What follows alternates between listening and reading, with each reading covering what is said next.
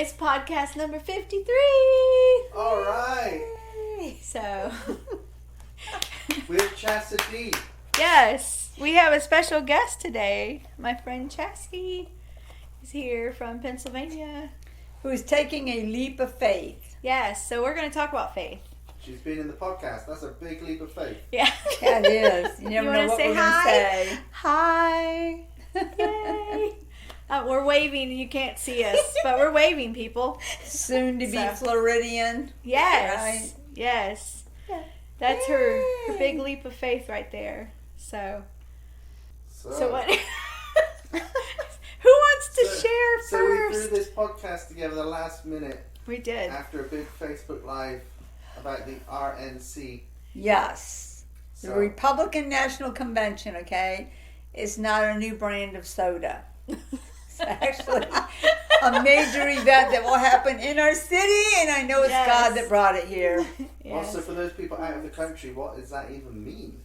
Republican National Convention. That Ooh. means that Trump will hold his biggest event of the year. Where he accepts the The nomination nomination to be to- the Republican candidate to be president. again. Again, yes. Awesome. There'll be celebration and excitement everywhere, so. But and hey, that's a big leap of faith right there. But you yes, know what? it is. He's gonna win because we You know will he's gonna win. Write it down.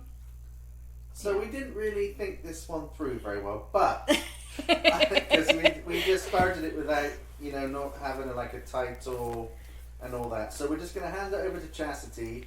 No, just joking. But what I thought I might ask Kat, if you don't mind, is because if we're going to talk about faith a little bit, there's been probably some times where you've had to step out in faith and do stuff.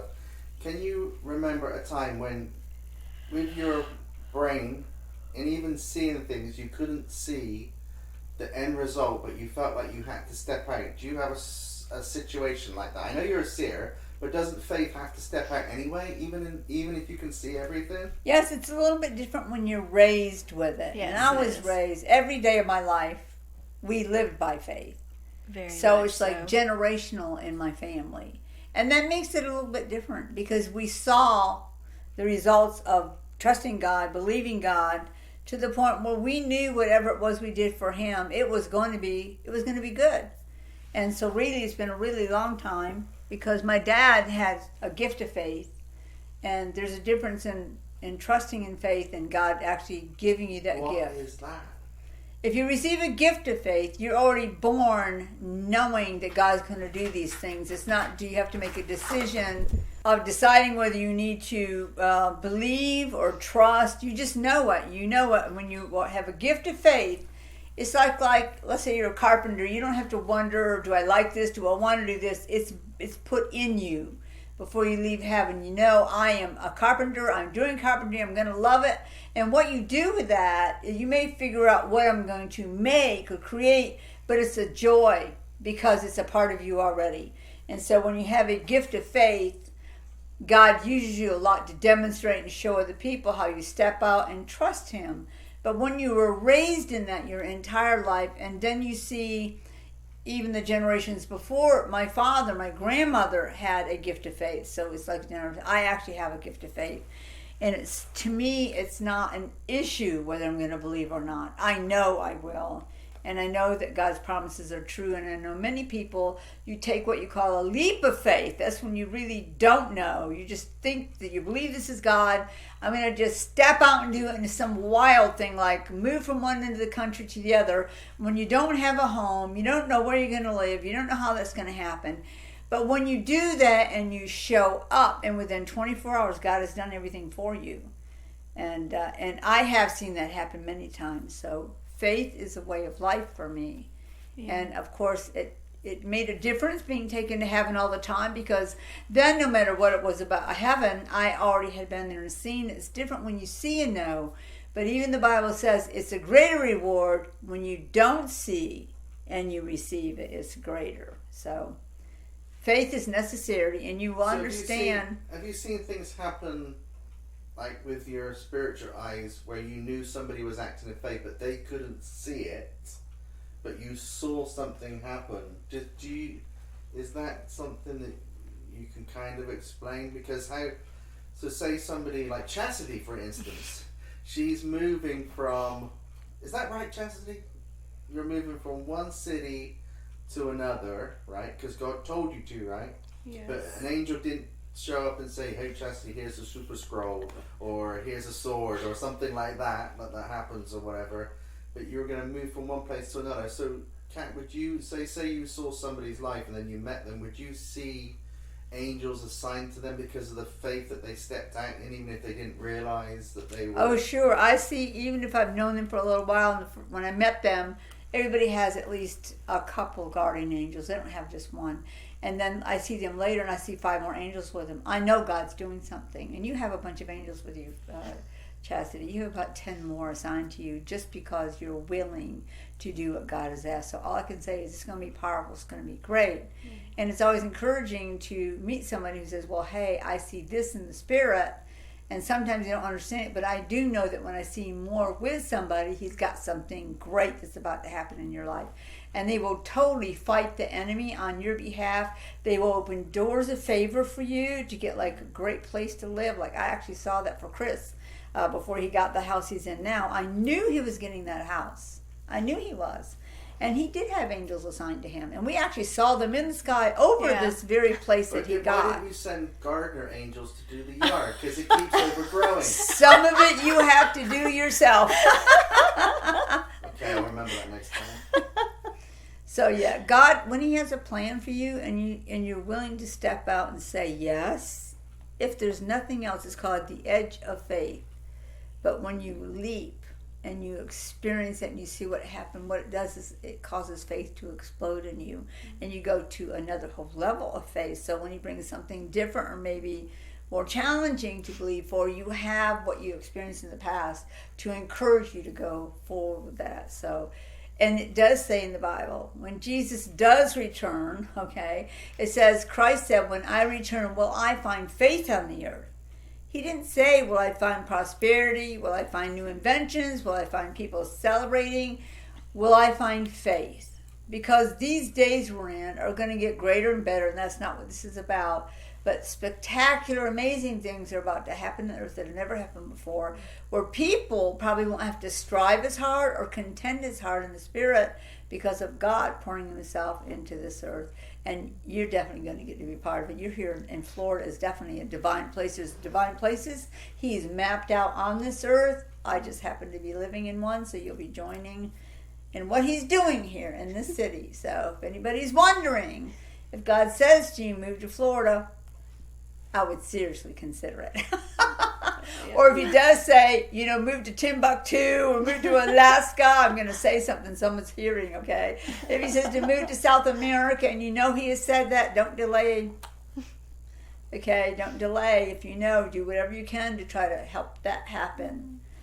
Okay, so these are days of great faith, but great wonder, great splendor, and great. Everyone's going to want to come on the podcast now because they're going to start to hear all these cool things about. Oh yes, oh wow, I could hear about stuff. Does that encourage you, Chastity? Yeah, absolutely. Yeah. So you stepped out, didn't you? And you felt God say to you to move. Yes. And when are you moving here? August 29th. Yes. And she has already gotten a truck and she's been packing. See, that's what I meant when God has said to do something. You show him you believe what he said. Yeah. And you're trusting him because she doesn't even actually have a place yet, but she will. But that's telling God, I believe you and I am trusting you. It delights God when you do that. I mean, you're even to the point you said, even if I leave on the 29th and I don't have a place or a job set, I'm still going because God said to go to Jacksonville on the 29th. So I know one time the Holy Spirit said to me that when you take that leap of faith, that allows me, the Holy Spirit, to help you soar. So it's like more people should do that when they feel like there's something God wants them to do, but they feel scared or frightened or unsure. Just take that leap of faith and then they'll soar.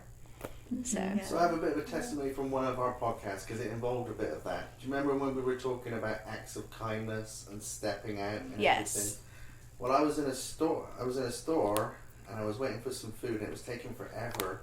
And I felt God do that because, sometimes when you start talking about things, suddenly they start to happen, So somebody would listen to the podcast, like I listened to my own podcast. yeah. And I thought, and I started to think about it because it was like a stepping out by faith thing. So I stood in Burger King, of all places, which is practically one of the worst places on earth for me. But anyway, I was in Burger King. Oh, I like Burger King. It's like my least favorite place, but I had to pick something up there. So I stood there, and somebody walked in, and I was like trying to ignore him, but the order was taking like over 10 minutes, and it was like raining outside. And I kept looking at this person thinking, I completely understand that person. But obviously I just want to get my food and go. So I just was brave enough to say, I didn't say something to God, but I basically heard in my head, well, what happens if you just tell him? And I felt God say to say one specific thing to him. It was the simplest thing, but I was supposed to say to him, sorry, I'm just going to have a conversation with you. And I was going to say to him, so I explained that I was a Christian, and I was, every now and again, God will say something to me, and I'm just going to tell you. And I said, God said to say that it's all going to be good. And in that second, his whole demeanor just relaxed, and he was like completely, he'd been in prison and stuff, and he said, "Oh, that's amazing you say that, because in my, the Chinese food, what's it called? The fortune cookie. His fortune cookie earlier that day had said sort of exactly the same thing. And that seems like such a small thing, but it was like. It's faith, but in a smaller way, because you can just ignore the opportunities, or you can sort of do something. So that just opened up something, and there was no major conversion experience. I didn't see angels dancing on the Burger King sign outside or anything like that, even though they may well have been doing that. But I just want to say that there was a knock-on effect from when we shared about that, even for me. Because I just saw what happened to the guy, and he was really encouraged. He knew that he had a connection to God. He'd been reading the Bible in prison, and it was almost like I'd given him permission just to breathe again, because his whole body just went. That's awesome. You planted like a seed so I'm sharing a testimony from our podcast. Yeah. Yeah, about that. It's like you planted a seed of peace in him, in his soul. It was and so hope. noticeable. And hope, yeah. A seed of peace and hope in his soul. And again, that took faith to even do that. So he Yes. was extending faith when he stepped up to say that to the person. And sometimes that was a great thing to say, but sometimes it might be something totally wild, like Anna Banana. Oh, I remember. I mean, I've had, I won't even go into how many encounters I've had about giving people words and just crazy messages, but it was absolutely what they needed to hear. But if you feel that pressure inside of you, like, I have to tell them, just say it. I didn't get that reference at all. Did you say Anna Banana? Yes. So am I supposed to know what that means? I know what it means. They were holding a school of the prophets at our church in New Life here in Jacksonville, and at that time Morning Star would come once a year, and all their prophets would come, and they would train the people in the church. Do you want to learn how to prophesy? And they break them up into groups, and sometimes they'd say, give you a blindfold, and they bring a person in. They actually did all this. They'd say, okay, what are you hearing? It was always, what do you hear for that person? You don't even know if it was a male, female, old or young. And so were you cheating then, because you can kind of see things? No, I had already heard, because I'd already been sitting there hearing that over and over again in my spirit, Anna Banana. And I mean, could you imagine? But that was, I would just say, I don't even eat bananas. That was one of the ways that they were training people. But the way they did before that, what they did before that was, before they did the blindfold thing, they did do a basic thing. Okay. They brought a person in and they said, raise your hand if you hear something for that person. So that was the first step. Then later they blindfolded us. You didn't even get to see who they were. Okay. So then you knew it had to be God. You had to be bold enough to say it. But this was like a first level thing. And so they said, does anyone hear anything? It was a young girl. She was probably about 13 or so. Instantly, I heard Anna Banana. Did you know what that meant?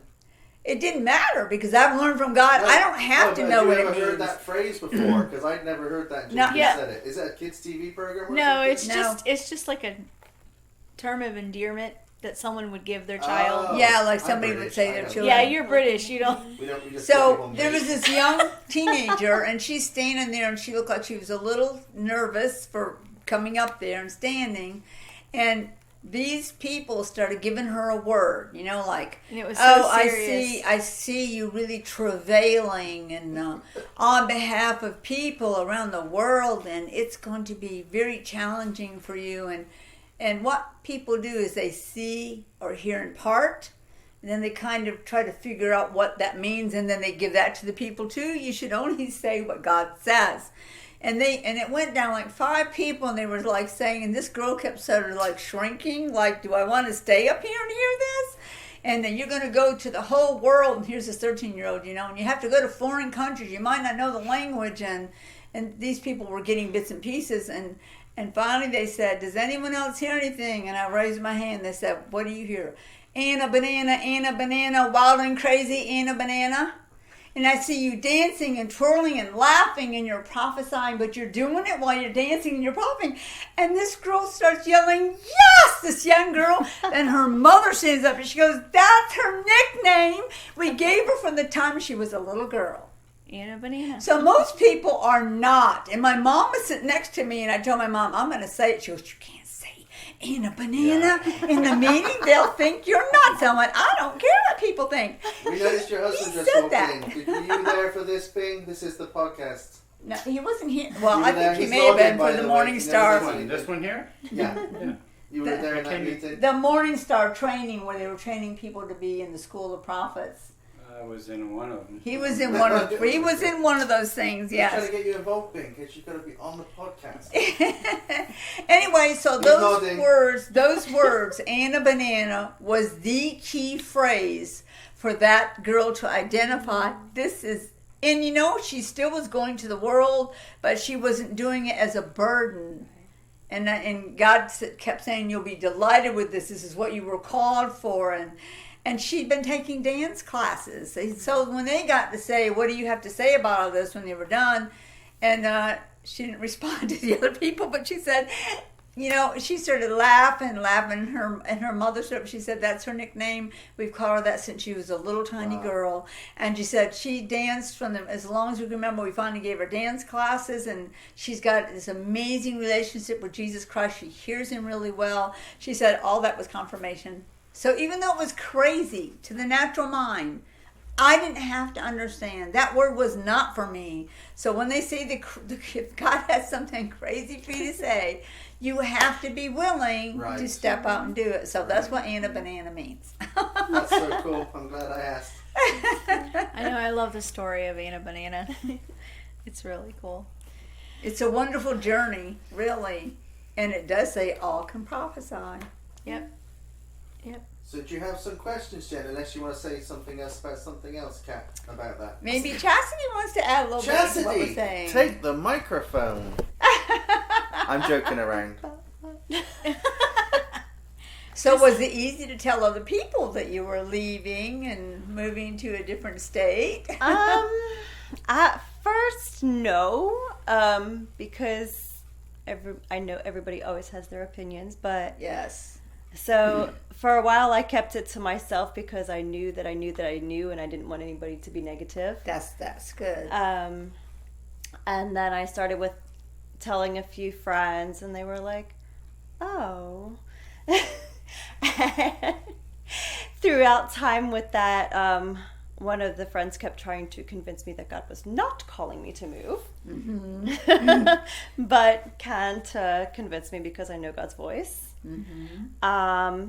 Told my parents that, and they were a little shocked, but then accepted it.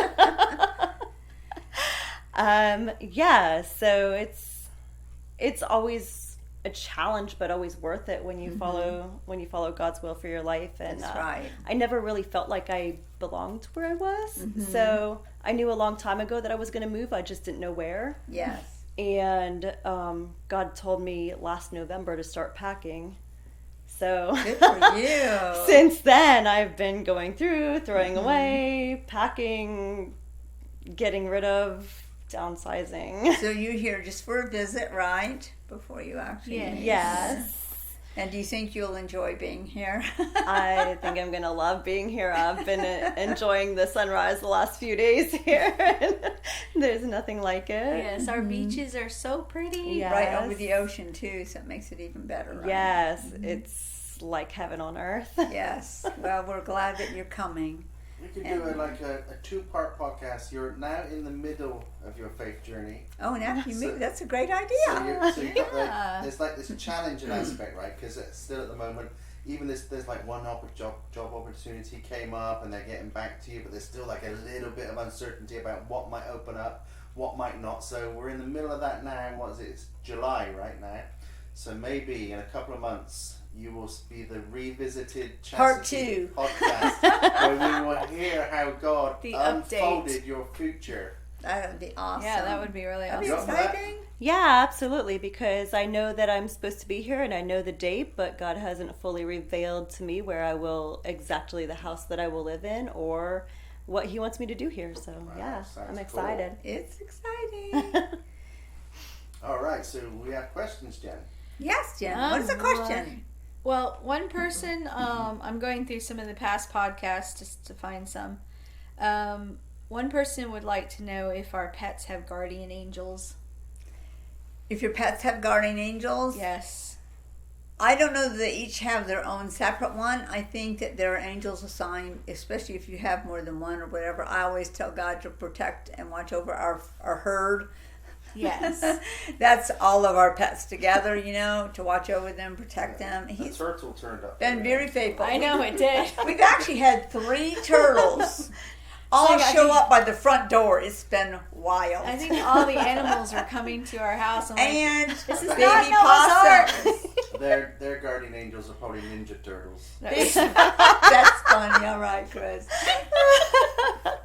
But I do know this, that when your pet leaves this life, when it passes, when it dies, it has a spiritual body. They all have spiritual bodies. And your own guardian angel, your personal guardian angel, will take your pet to heaven and put them at your mansion. I do know that because I've seen that happen many times. That's really cool. So you will have your pets in eternity. Yes, I know. Be nice to them. I'm very excited about that. Okay, Alan wants to know if you could describe the light in heaven as there is no sun. The light comes from God Himself. It's lit with the heaven is lit with the glory of God. So the light is everywhere. There's no shadows, and I think that was one of the wildest things, that when you're there, because you know usually the sun shines down on you, or if you're near a light, that would cast a shadow. Like there's a shadow right there on the wall of that lamp, the lampstand right there. There are not shadows in heaven. And people have a hard time when they're trying to paint it or draw it. They always want to put those shadows in. Like if they make trees, these trees are in heaven, they want to put shadows underneath. But there's no, the light comes from everything. Everything is alive. And I mean alive by they have an intelligence, they have conversations. And that would include trees or rocks or whatever it is out there. Light is everywhere. So it's beautiful. There are different colors in the light sometimes. There's no darkness. But there are different events where waves of color will come through, and the sky will change colors, sometimes into rainbow colors, sometimes into just like sunsets. I think a sunset or sunrise reminds me of being in heaven, because the light comes up and it changes shades, and there's this brilliant light when it finally comes up. It reminds me of being in heaven. But yeah, there's light. Your clothing makes light. Your clothing can have different lights in it. It can make music. Your clothing you wear, you will pick from what you want to wear according to the tones and the music that it actually makes while you're walking in and wearing it. So heaven's definitely got many different dimensions. But light, Really cool. you know, it says God is light. It says you are light. We are light. Don't hide our light. So no matter what else we're made out of, we actually have the substance called light in our very person. Awesome. Okay, I think we'll do one more. I know you've answered this one before, but there's always new people. So this is from Pamela, and she said, do we speak a heavenly language or speak the language we spoke down on earth to each other? I'm always going to go to the word first to answer questions, and it says every tongue. Yep. Okay, so that's a dialect. Every tongue, every tribe, that means the different races, every tongue, tribe, and nation Yep. will be represented in heaven. So you will look like you, even though you're in your spiritual body at this time. People will look at you, they will recognize you. And you hear people talking in the tongue they spoke on the earth, but everybody understands it. Like if I met somebody in heaven from India and they spoke in their Indian language, I would know what they were saying because you understand every language. So people do speak in different languages in heaven. There is the tongue of angels, the language of angels, that only angels know that language. But there's also another language spoken in heaven, which is a heavenly language. It talks about it in the Bible. And everyone can speak in that specific tongue in heaven. And you all in agreement and worship in that tongue. And you can also hear thoughts too, right? You hear people's thoughts, you speak by thoughts. Yeah. If someone is caught up to heaven, let's say somebody had an encounter and was taken to heaven, either because they died and they were sent back, or they just didn't die, because God's more and more catching people up before they die. And when you're up there, even though you're in your body, because I have a friend who was actually caught up to heaven and in their body, they heard the thoughts of people and they thought, what is all this talking I'm hearing? And they stood in front of somebody and they talked to them. They said, excuse me, in their mind. This person in their mind was speaking by thoughts, and they said to the person, excuse me, can I say something? Just like I would say that to you in the natural, if we met on the street. In heaven, they would think that, and you would hear that thought, and it's kind of surprising to most people when they first get there, and they go, yeah, sure, but they would probably say it first from their mouth. But eventually you learn you can speak both ways, because some people, if they had an encounter, they will say people only speak with their thoughts. Mm-hmm. But if you've been over for 20 years and been to so many places in heaven, you still get to use your voice. Yeah. We all still worship in our voice. You can worship with your thoughts if you want to, but most people actually still sing. It talks about the angels singing in heaven. It talks about the flowers singing in heaven. It says the rocks cry out. They have a voice. Those aren't thoughts, it's a voice. So you can do it both ways. You can speak with your thoughts, or you can speak with your voice in heaven. So I have a little mini follow-up question. So the plants and trees on the earth, do they have a kind of a voice that might sort of come back as God's presence comes more on the earth? Do you know what I mean? Because like in heaven, there's like all the flowers here are based on flowers there, aren't they? Mm-hmm. And yes, we have flowers because heaven has flowers. But then maybe they have a form of life. Guys, some of the old saints, they were like interacting with animals and trees and stuff, weren't they? Yeah, I was going to bring up the animal, the creature part. So is there like a voice to nature that maybe you don't hear because you can't feel it? Well, all I can say, it has scientifically been proven that if you talk to flowers, they grow better. And even scientists who aren't Christians did experiments because they saw this. People would come and say something to them. They actually did an experiment. They had a vase with flowers in this one room, another vase with flowers in another room. The first test they did was they would walk by that vase, like say for a week they did this, and say nothing in the one room. But they'd go in the other room and have conversations. You're beautiful. I smell your aroma. Isn't this a beautiful day? Those flowers lived longer in the room where they were spoken to.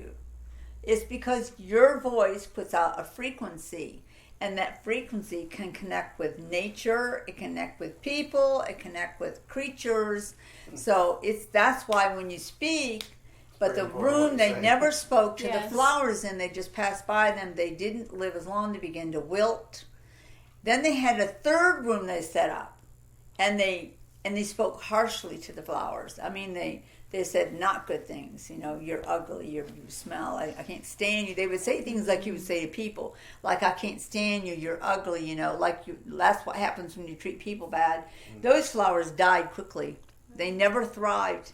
And the scientists were shocked that these were what they would call almost inanimate objects. They had a form of life, but never dreamed they would be affected by the words spoken to them. So you need to understand, if these flowers were affected, what do you think happens to people in your home when you speak harshly or mean or hateful?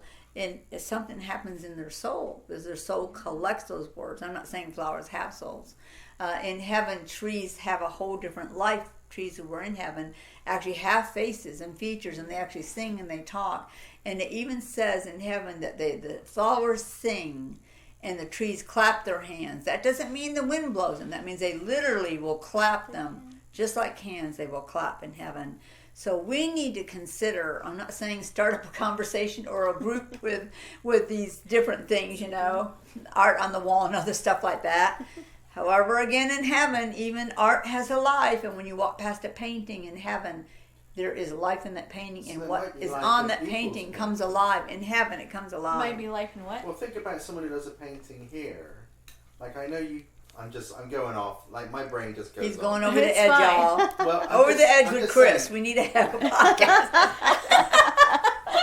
I like that one.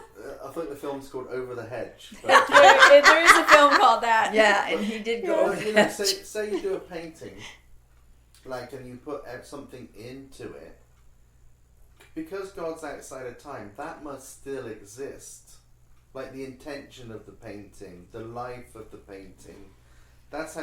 Do you know what I mean? It's like, I know in heaven. Like, I remember you saying about that, Kat. Like, I heard that like years ago. And I was really interested in that because I knew that when I did some prophetic art during worship, there was so much that went into it that if I could see that in It heaven, was collected in heaven and put in a gallery with your name So, on it. that might start to happen more on the earth as we walk in heaven. Do you see what I mean? There might be some times when You're taking a leap.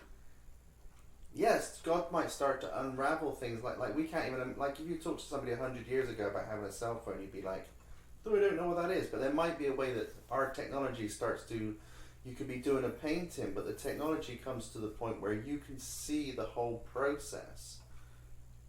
I'm just going out on one, guys. No, Everyone's I looking at me understand. blank. No. Barbara Cat is probably It's seeing good. something different, but I'm like, No, I'm saying you are really on the edge of something. No, it's really we're not going to talk good. about what it is, but it's... Well, I do know this, that as more and more of the presence of God comes to the earth, and I've been telling people probably for the next 100 years, it will get greater and greater. The glory, the presence of God, and darkness will literally be pushed back. Well, when you remove evil, the influence of evil from cities and from places, more of the life of God comes in.